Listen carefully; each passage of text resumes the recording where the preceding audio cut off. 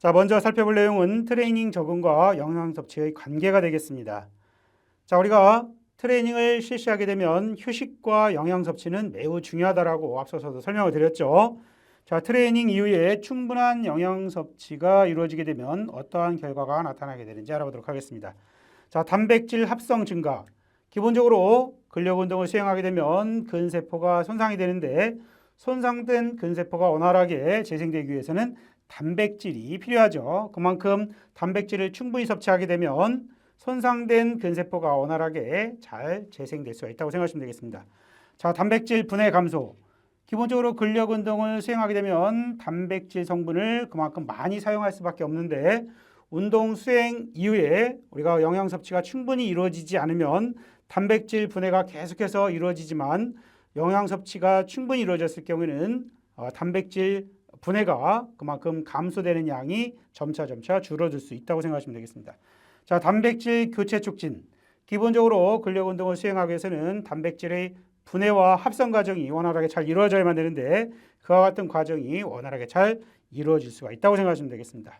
그 외에도 트레이닝 적응 능력이 향상되고 운동 수행 능력이 향상되는 결과도 나타날 수가 있다는 것입니다. 그만큼 근력 운동을 수행한 이후에는 휴식과 영양 섭취가 그만큼 중요하다라고 설명하고 있는 내용이라고 생각하시면 되겠습니다. 자, 우리가 트레이닝 이후에 충분한 영양 섭취를 하게 되면 세포 내 신호 전달 능력이 증가하게 됩니다.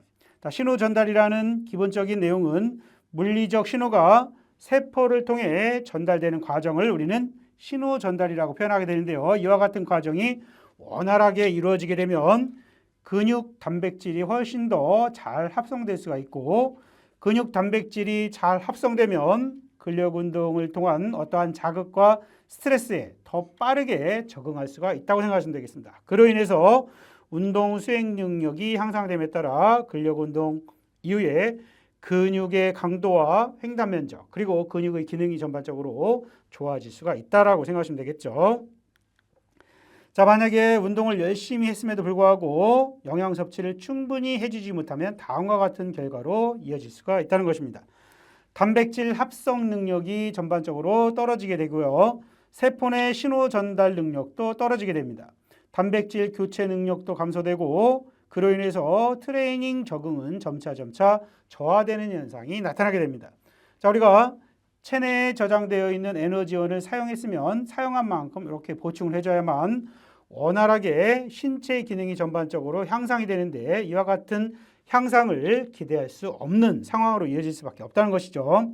자, 그 외에도 근피로 및 근육 통증이 증가하게 되고 면역력은 떨어지게 됩니다. 또한 과훈련 증후군을 초래할 수가 있다는 거죠.